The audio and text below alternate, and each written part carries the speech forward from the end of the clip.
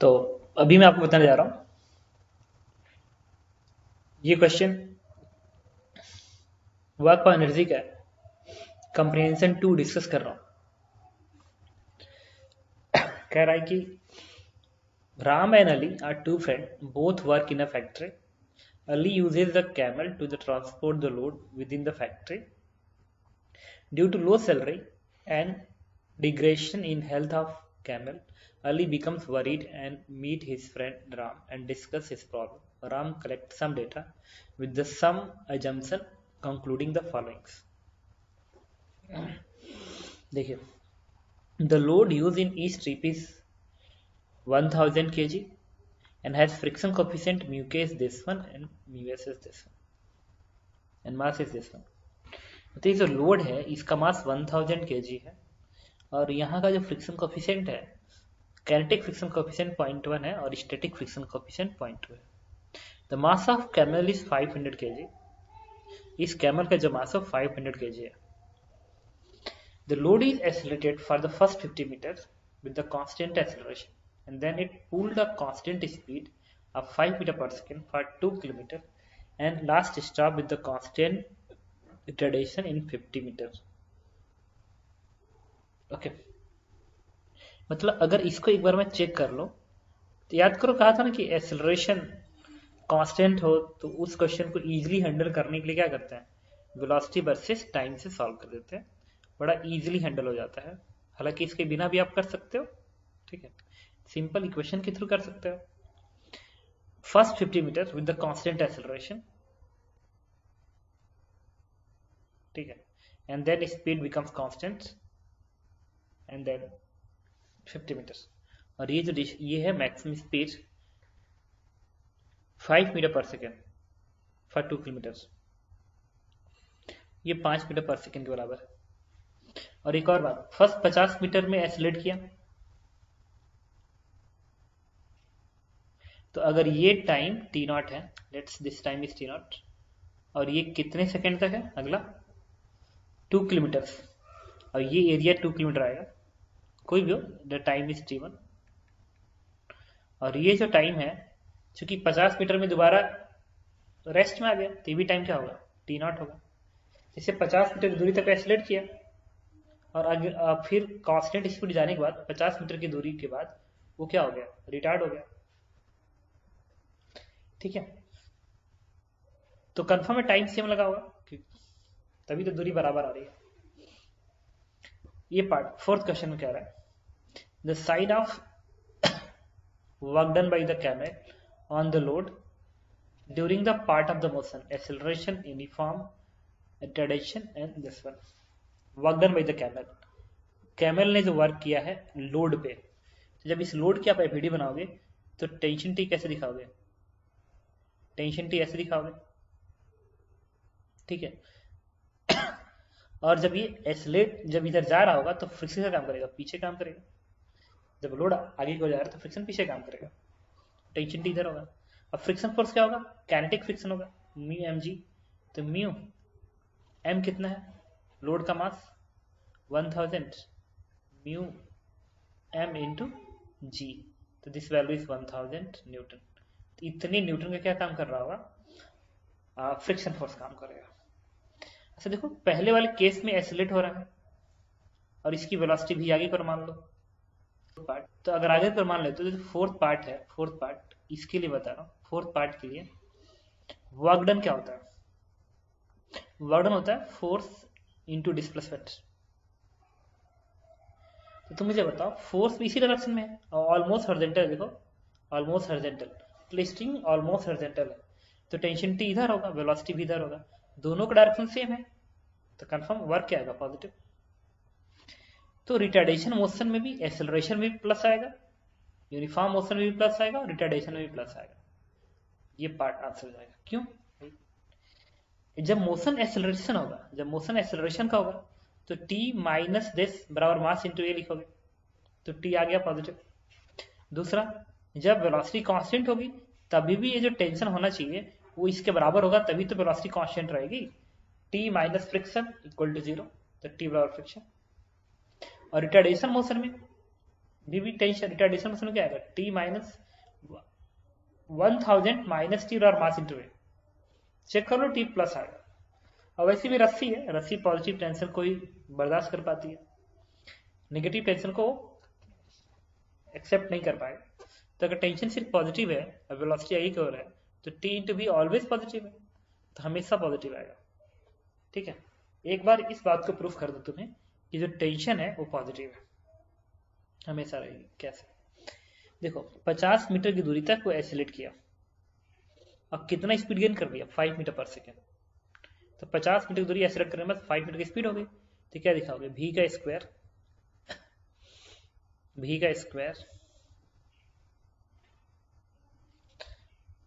Is equal to u का square plus 2as, तो 2a into S, displacement कितना है 50 मीटर है, अब v कितना आया है 5 आया है, तो यहाँ पे 5 रख दो।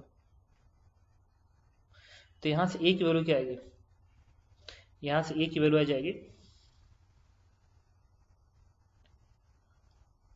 देखिए यहाँ से बनेगा 25 दूनी 50, 1/4 आएगा। ये एक्सेलरेशन है, और रिटार्डेशन भी इतना ही होगा, क्यों, क्योंकि दूरी वो सेम तय करके रिटार्ड हो रहा है, तो एक्सेलरेशन भी इतना ही, रिटार्डेशन भी इतना ही।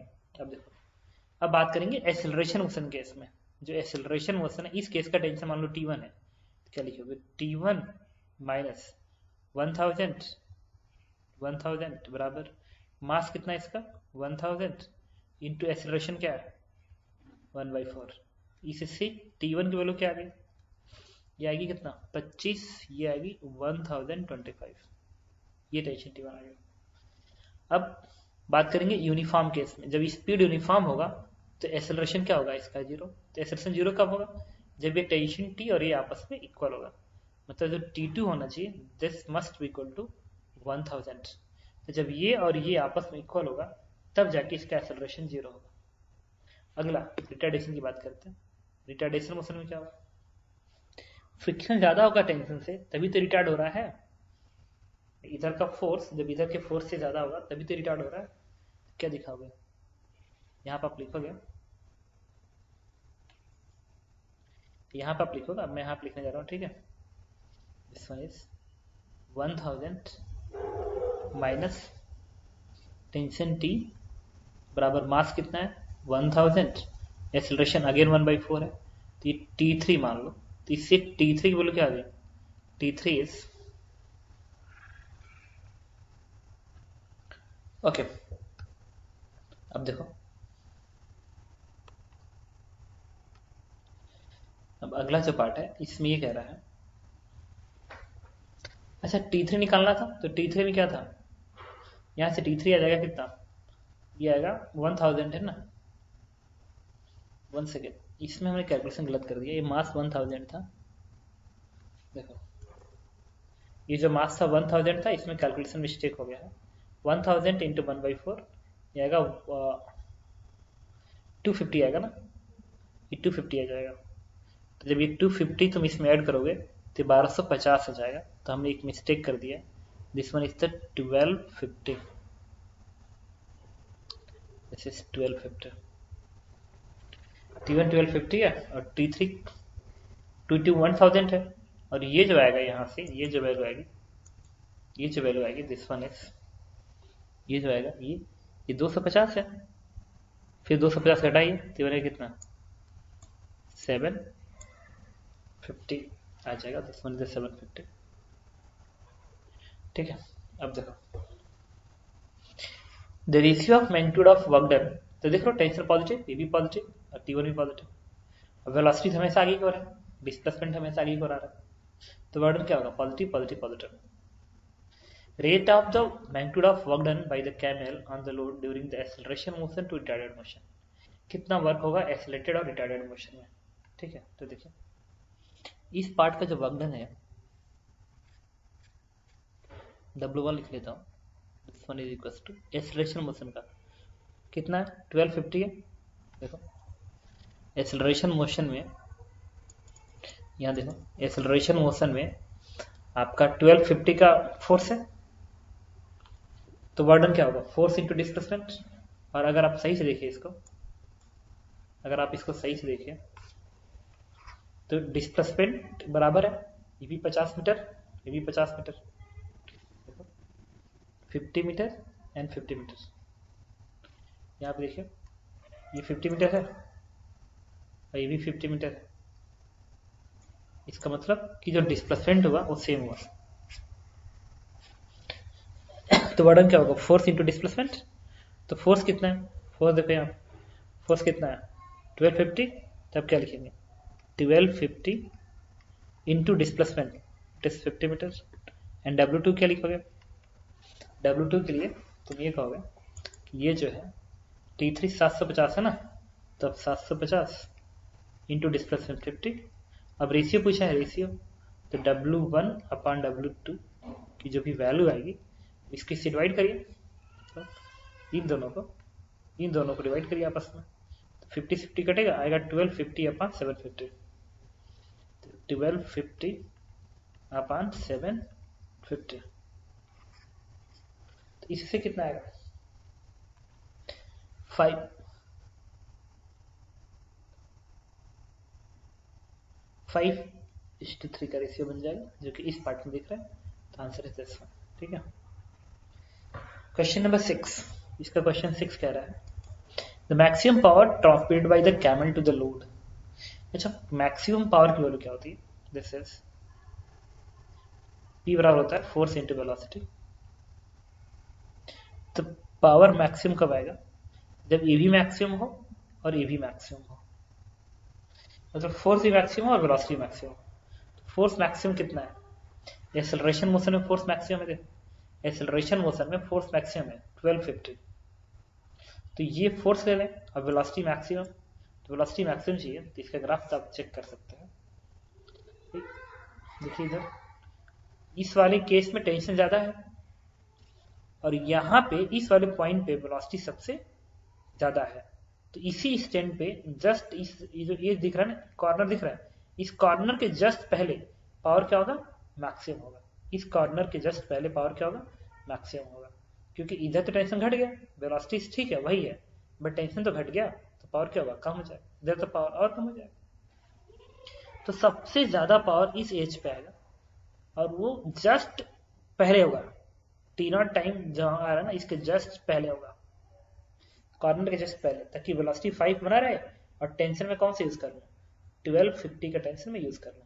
ओके, देखिए तो मैं क्या कहूँगा, मैक्सिमम टेंशन इज 1250 और मैक्सिमम स्पीड इज 5, तो आंसर इज 6250 जूल पर सेकेंड, और ये आपको यहाँ पे दिख रहा है, this is the answer. Okay.